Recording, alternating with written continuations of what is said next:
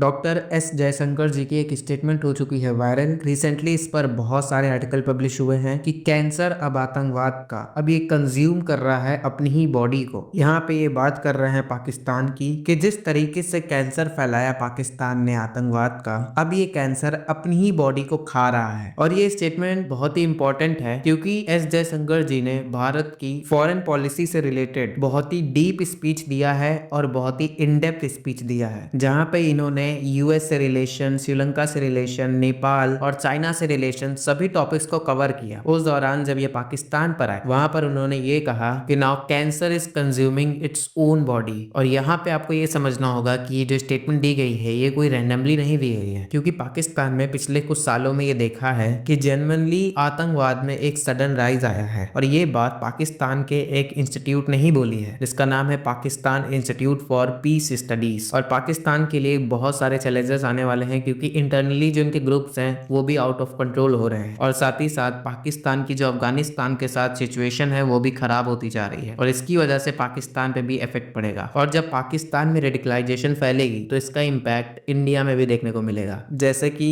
Example देखिए, recently India today ने एक ऑपरेशन किया ऑनलाइन, और इनको ये पता लगा कि एक पाकिस्तान बेस्ड आतंकवादी संगठन है, इसने एक नया इनिशिएटिव स्टार्ट कर दिया है। इसका नाम है रीबिल्ड बाबरी मस्जिद। मतलब ये बाबरी मस्जिद को फिर से बनाएंगे। इससे रिलेटेड ये ऑनलाइन बहुत सारा कंटेंट फैला रहे हैं। तो इसलिए मैंने बोला कि जैसे जैसे आतंकवाद पाकिस्तान में बढ़ेगा उसका कुछ इम्पैक्ट आपको इंडिया में भी दिखेगा। और वो सुनिए जो एस जयशंकर जी ने बोला है। Pakistan remains the exception in our neighborhood in view of its support for cross-border terrorism.